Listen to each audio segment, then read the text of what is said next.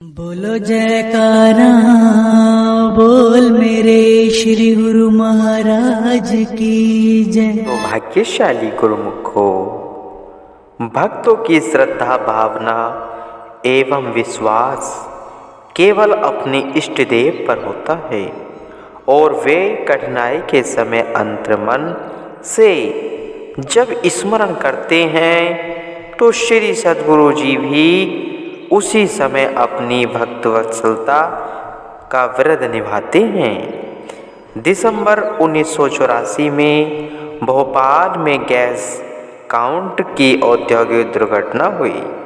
इस दुर्घटना में फैक्ट्री से विषैले गैस का रिसाव हो जाने से जन धन का अत्यधिक नुकसान हुआ।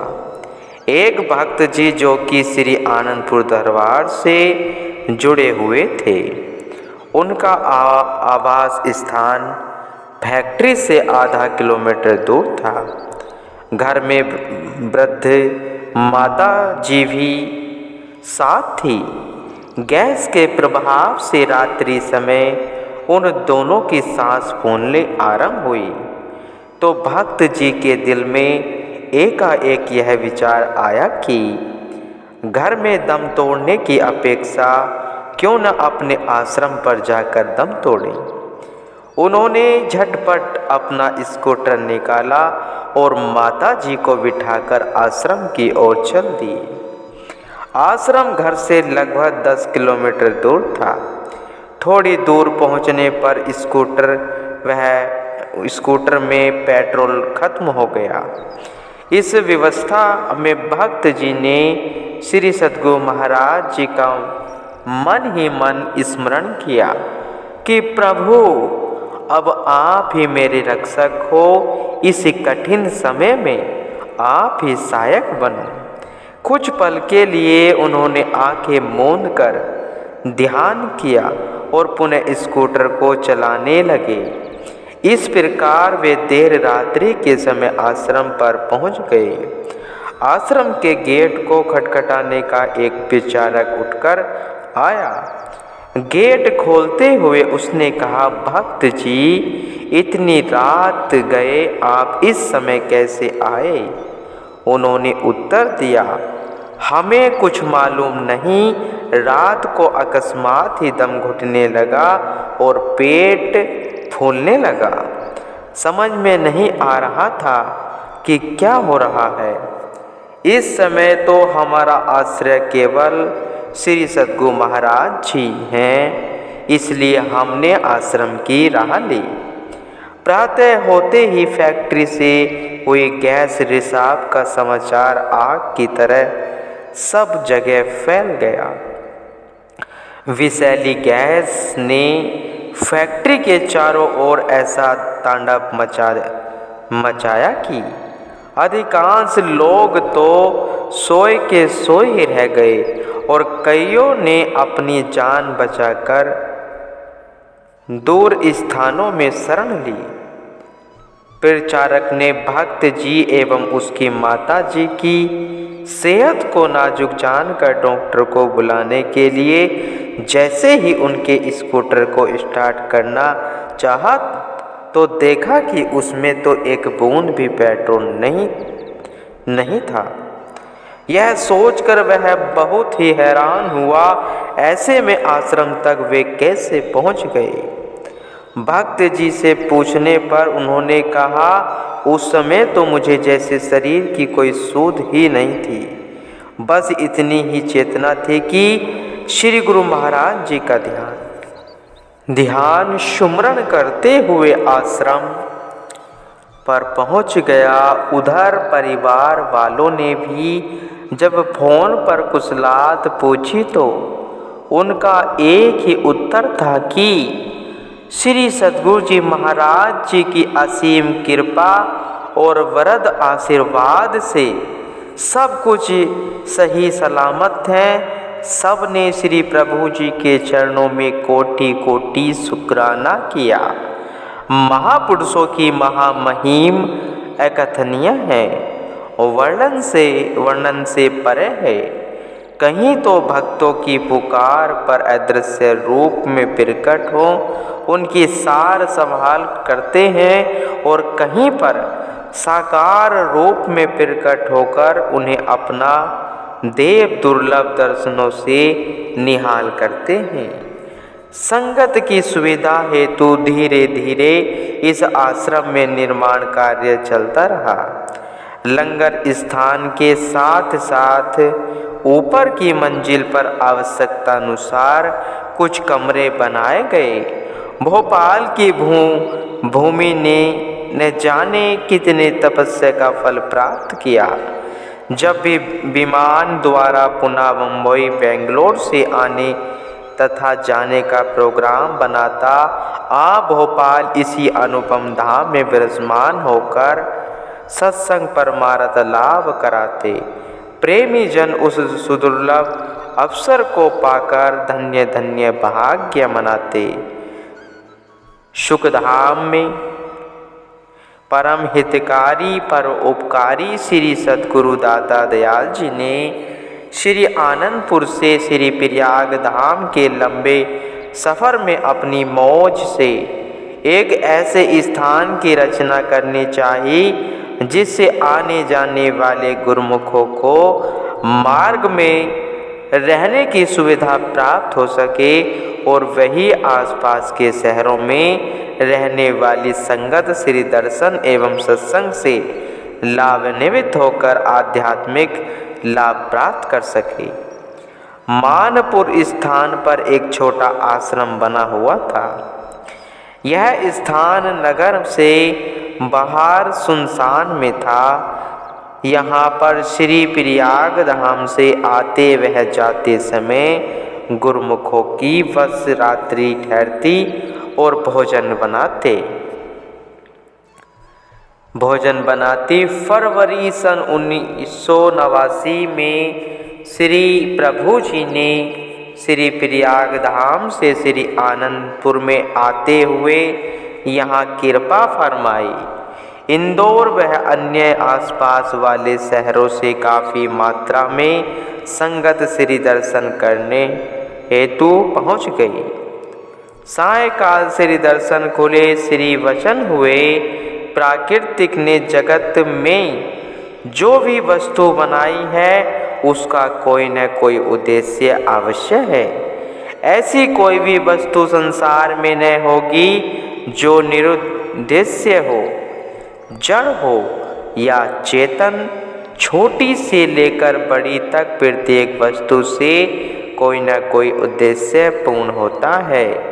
इसी प्रकार आत्मा को जो मनुष्य जीवन मिला है उसका भी एक विशेष उद्देश्य है।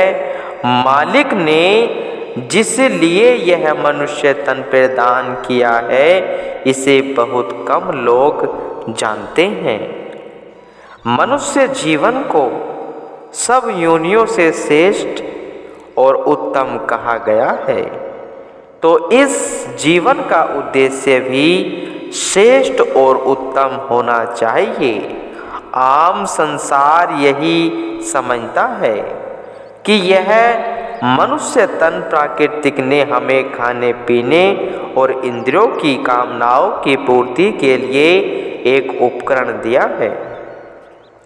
किंतु महापुरुषों, संतों और शास्त्रकारों के वचनों एवं उपदेशों से जो प्रमाण मिलते हैं उनसे स्पष्ट होता है कि मनुष्य जीवन का विशेष उद्देश्य यही नहीं है।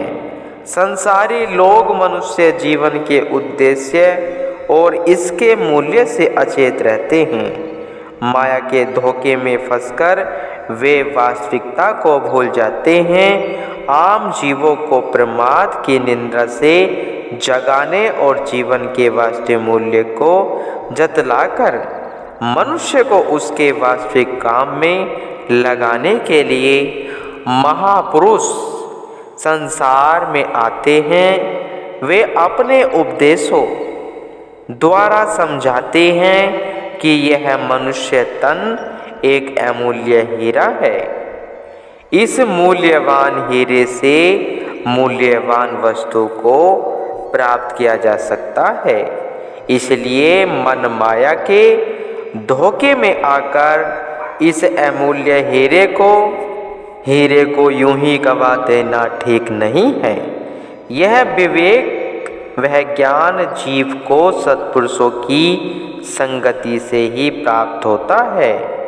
कहा भी है, साध संग में चांदन सकल अंधेरा और सहजो दुर्लभ पाइए सत्संगत में ठोर। संसार में हर तरफ अज्ञानता का अंधकार छाया हुआ है। संत सहजो बाई जी फरमाती हैं कि सत्संग में वास मिलना भी कठिन बात है।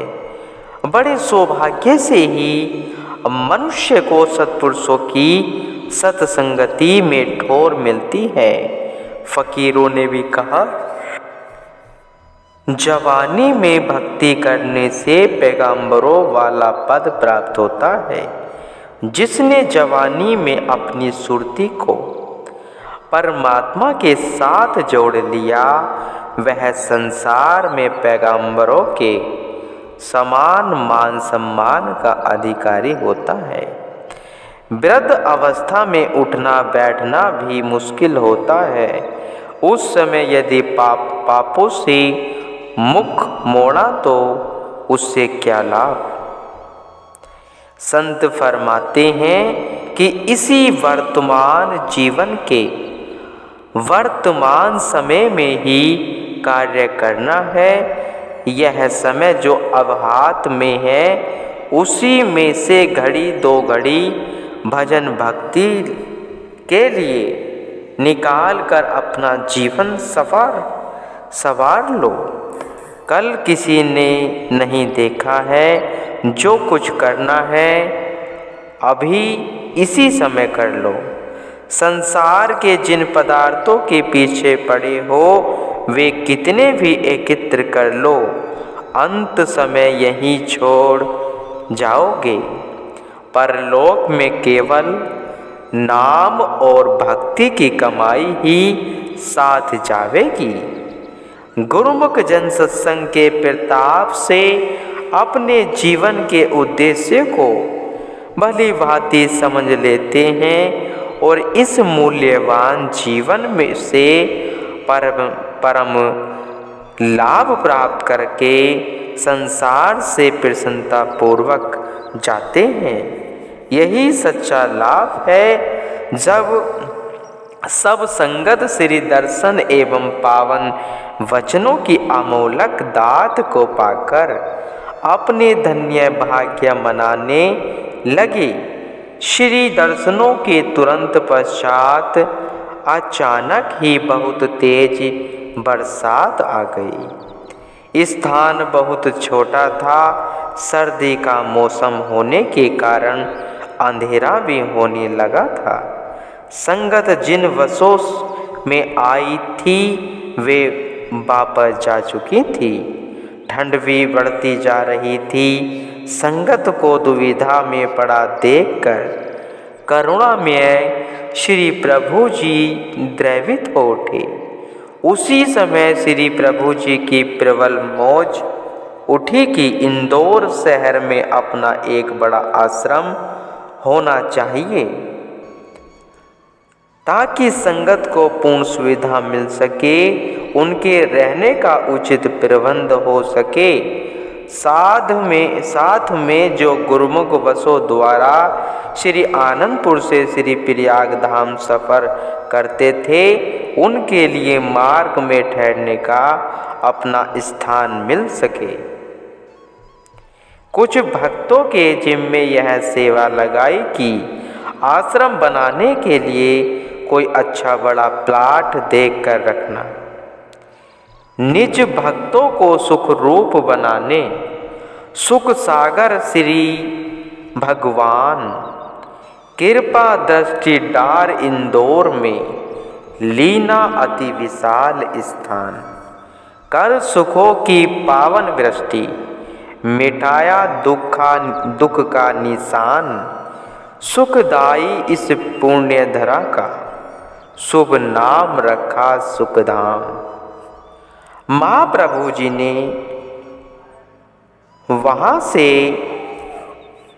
श्री आनंदपुर में कृपा फरमाकर नव संवत और बैसाखी का पर्व बड़ी धूमधाम से मनाया। हजारों की संख्या में संगतों ने आकर भक्ति और रूहानियत का लाभ उठाया। महापुरुष जिस काम का बीड़ा उठा लेते हैं उसे अपने दृढ़ संकल्प से अवश्य पूर्ण करते हैं। पूर्व के पश्चात आपने पुनः श्री प्रयाग धाम का कार्यक्रम बनाया। मार्ग में इंदौर रुके, वहाँ भक्तों ने कई स्थान दिखाए, लेकिन आपको कोई भी जगह पसंद न आई। आपने फरमाया आगे चलो। मांगलिय रोड पर आए तो वहाँ कुछ व्यक्ति खड़े दिखाई दिए। उन्हें पास बुलाकर पूछा यह कोई ज़मीन बिकाऊ है? उनमें से एक व्यक्ति ने कहा कि वह अपनी ज़मीन बेचना चाहता है। महाप्रभु जी ने तुरंत ही उसे अपनी कार में बिठा लिया। वहाँ से थोड़ी दूर पर ही उसकी काफ़ी ज़मीन थी। उस स्थान को आश्रम के लिए उपयुक्त जानकर बात पक्की कर ली गई। यह सब काम इतनी शीघ्रता और सरलता से हो गया मानो प्राकृतिक ने सारी व्यवस्था पहले से ही कर रखी हो। महात्मा जनों ने उस स्थान का निरीक्षण करके विनय की, प्रभु यहाँ तो एक बूंद पानी की नहीं है। महाप्रभु जी ने फरमाया पानी का प्रबंध तो बाद में हो जाएगा। मई मास सन 1989 में इस जमीन को खरीदकर महात्मा आत्मा योगात्मानंद जी ने इसकी रजिस्ट्री करवा दी। बस फिर क्या था, महाप्रभु जी ने सेवकों के लिए सेवा के अखोट भंडार खोल दिए। सेवा ही सेवकों के कल्याण का साधन है। अतः सेवकों के तो भाग्य जाग गए।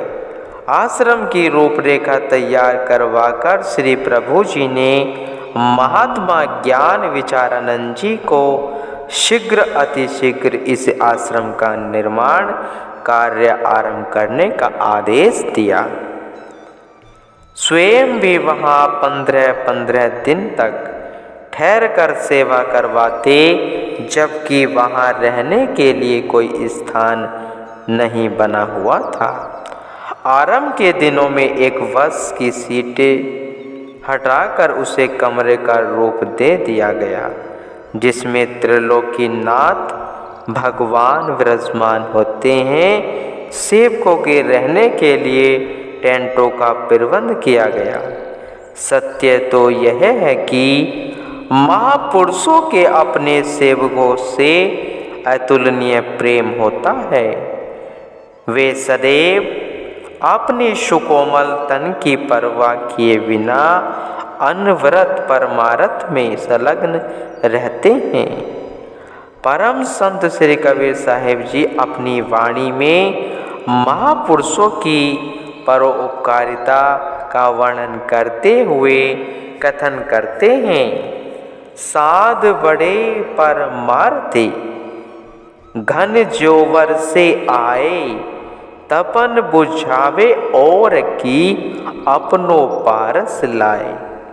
अर्थात संत सत्पुरुष परमार्थी होते हैं, सदैव परोपकार के संलग्न रहते हैं। जिस प्रकार बादल परहित के लिए वर्षों के रूप में जल बरसा कर तपस को दूर करता है, मौसम में ठंडक का संचार करता है, इसी प्रकार संत जन जीव को माया वह मोह की तपस से बचाकर नाम वह भक्ति की अमोलक दात को पकसकर सच्चा सुख और शांति प्रदान करते हैं।